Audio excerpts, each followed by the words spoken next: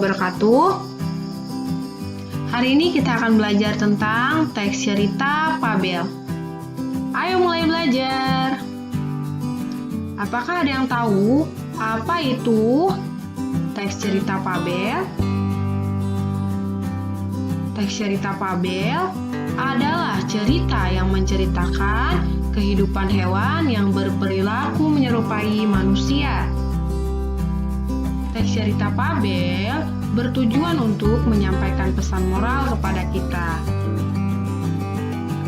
Oke, untuk penjelasan selanjutnya ada dalam video ini ya. Nah, di sini yang akan Ibu terangkan yaitu tentang pengertian, ciri-ciri, unsur-unsur, struktur, kaidah kebahasaan, jenis-jenis, serta contoh dari teks cerita fabel. Selanjutnya, nah di sini ada pengertian dari teks cerita fabel ya. Fabel adalah cerita yang menceritakan kehidupan binatang atau hewan yang berperilaku seperti manusia. Fabel merupakan cerita fiksi atau khayalan belaka. Dalam fabel, terkadang memasukkan karakter minoritas berupa manusia. Fabel juga disebut dengan cerita moral karena mengandung pesan yang berkaitan dengan moral. Nah, selanjutnya ciri-ciri dari teks cerita fabel ya. Pertama, tokoh yang berperan dalam fabel adalah binatang. Kedua, tema cerita umumnya tentang hubungan sosial. Ketiga, watak yang digambarkan dalam fabel menyerupai watak atau karakter manusia seperti baik, buruk, cerdik, egois, dan lain sebagainya. Keempat, tokoh fabel atau binatang dapat berpikir, berkomunikasi, dan bertingkah laku seperti manusia. Kelima, sudut pandang yang digunakan adalah sudut pandang orang ketiga. Keenam, jalan ceritanya menggunakan alur maju. Ketujuh, konflik dalam fabel mencakup permasalahan dunia binatang yang hampir sama dengan kehidupan manusia. Kedelapan, fabel lengkap dengan menggunakan latar tempat, latar waktu, latar sosial, dan latar emosional. Kesembilan, ciri bahasa yang digunakan dalam fabel bersifat naratif atau berurutan, di mana berupa dialog yang mengandung kalimat langsung dan menggunakan bahasa informal sehari-hari. Terakhir, atau ke-10, mengandung amanat atau pesan bagi pembacanya. Nah, itu bagian dari ciri-ciri teks cerita fabel. Selanjutnya, unsur-unsur yang terdapat dalam teks cerita fabel ya. Pertama, tema, latar, tokoh, perwatakan, amanat, cara penceritaan atau sudut pandang, tujuan komunikasi fabel seperti menginsosialisasi, menghibur, atau mendidik. Alur atau biasanya maju ya alurnya ya. Nah, selanjutnya struktur dari teks cerita fabel di sini ada 4 ya. Pertama, orientasi. Kedua, komplikasi. Ketiga, resolusi. Keempat, koda. Nah, pengertian dari orientasi. Orientasi adalah bagian permulaan pada sebuah cerita fabel yang berisikan dengan pengenalan cerita fabel tersebut, yang diantaranya seperti pengenalan tokoh, pengenalan latar tempat dan waktu, pengenalan background atau tema, dan lain sebagainya. Nah, pengertian dari komplikasi. Komplikasi adalah klimaks sebuah cerita yang berisikan mengenai puncak masalah yang dialami dan dirasakan oleh tokoh. Sesuai dengan katanya ya, konflik. Konflik ini masalah, berisikan tentang masalah pada cerita. Selanjutnya itu resolusi. Nah, pengertiannya, resolusi adalah bagian teks yang berisikan pemecahan permasalahan yang dialami dan dirasakan oleh tokoh. Sesuai dengan kata resolusi tadi ya, solusi. Terdapat kata solusi di dalam teks tersebut. Terakhir, koda.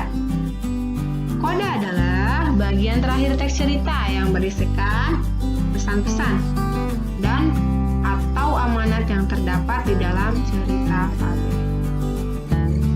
Selanjutnya, kaidah kebahasaan. Pertama, kata kerja. Teks fabel memiliki dua kata kerja, yakni kata kerja transitif, yaitu kata kerja yang memiliki objek. Contohnya, ibu memakan sayur. Yang kedua, kata kerja intransitif, yaitu kata kerja yang tidak memiliki objek. Contohnya, Benny sedang bersiul. Selanjutnya, kata sandang, si dan sang. Contohnya, sang kancil berkeliling taman sambil menyapa teman-temannya. Si siput hanya diam saja mendengar ejekan tersebut.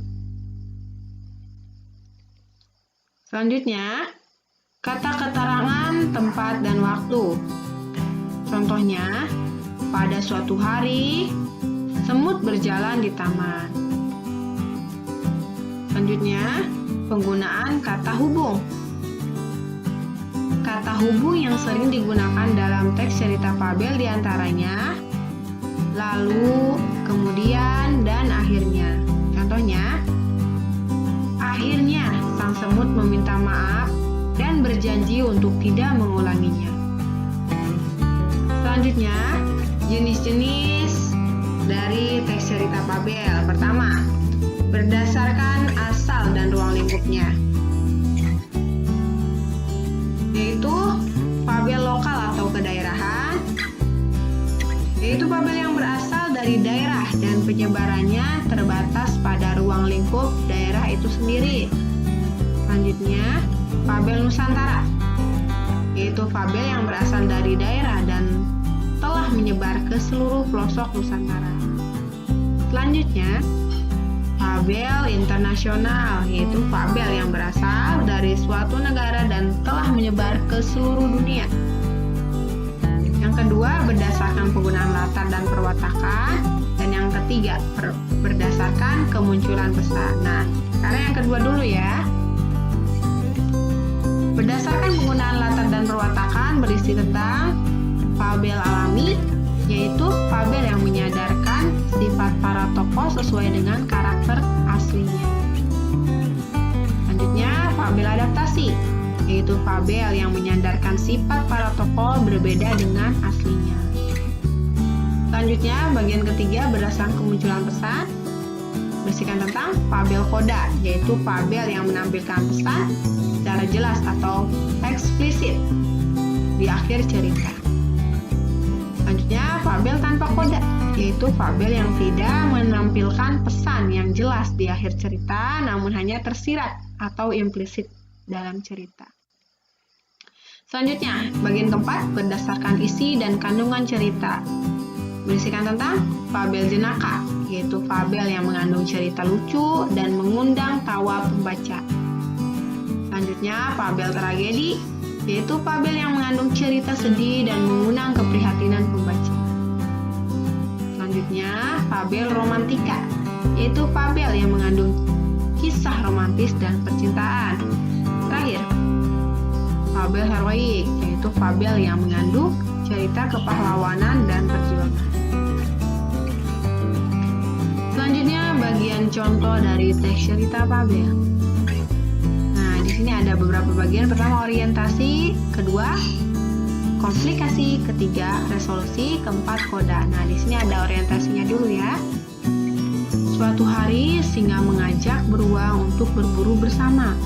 Beruang setuju karena dia juga sedang lapar. Mereka segera menuju padang rumput karena di sana banyak mangsa. Tiba di padang rumput, singa dan beruang bersembunyi di antara semak-semak. Masing-masing mengincar mangsa yang akan mereka kejar. Selanjutnya bagian komunikasinya. Setelah mengamati mangsa yang ada, singa dan beruang keluar dari tempat persembunyian secara bersamaan. Mereka mulai mengejar mangsa. Tanpa disadari, mereka mengejar mangsa yang sama, seekor anak rusa. Dengan mudah, anak rusa itu bisa tertangkap. Singa dan beruang langsung bertengkar, memperebutkan anak rusa itu. "Ini mangsaku, aku menangkapnya dengan gigitanku yang kuat," kata singa. Beruang tidak mau kalah. "Tidak, ini rusaku, aku juga menangkapnya." Mereka terus memperebutkan anak rusa itu. Saat hari sudah sore, singa dan beruang akhirnya berhenti berebut. Mereka lelah dan hanya duduk tanpa menggerakkan badan. Rupanya dari tadi serigala mengamati pertengkaran mereka. Mengetahui kalau saat ini singa dan beruang sudah lelah. "Ah, ini kesempatanku untuk merebut anak rusa itu," pikir serigala. Serigala segera berlari dan merebut anak rusa itu. "Terima kasih ya, kalian baik sekali memberiku anak rusa yang lezat ini," kata serigala sambil tersenyum. Selanjutnya bagian resolusinya. Dengan sisa tenaga, singa dan beruang berusaha merebut kembali mangsa mereka. Namun mereka sudah terlalu lelah. Akhirnya anak rusa itu dibawa kabur serigala. Bagian terakhir, koda atau penyelesaian. Semua salah kita. Kalau saja kita mau berbagi, pasti kita sama-sama kenyang sekarang, kata mereka dengan wajah yang terlihat menyesal. Nah, oke, sekian pemaparan tentang teks cerita fabel. Terima kasih. Wassalamualaikum warahmatullahi wabarakatuh.